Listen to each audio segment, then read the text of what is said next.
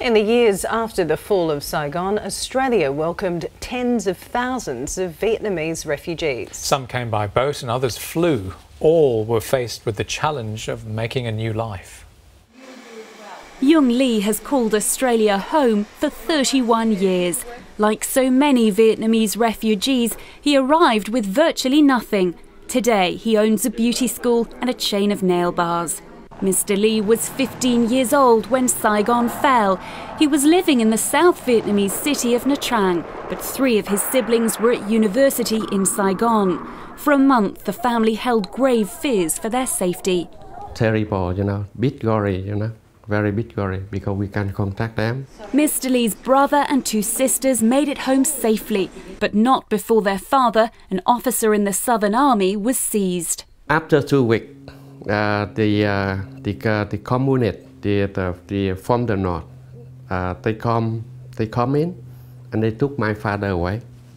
They put in, they call, the concentrate camp to brainwash for nearly 8 years. This is the very first photo when we come over here.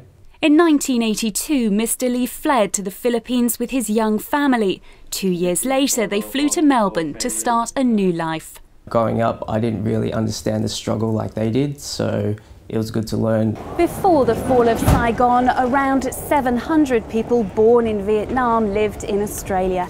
In just 6 years, that figure swelled to more than 40,000. Today, some 220,000 Australians identify as having Vietnamese ancestry. The community is widely considered a model of successful integration. People prepare to sacrifice to build the future, and they don't demand or ask for things or take things as granted. But those who remember the horror of the war don't want it forgotten. It is a time to remember the pain and the suffering of the victims of the war. It is a time to remember the sacrifice and the valor of our soldiers.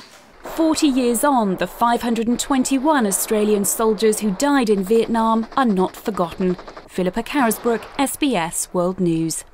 And coinciding with the anniversary, SBS has released its first interactive graphic novel, an adaptation of Nam Lee's short story, The Boat. You can see the novel on our website.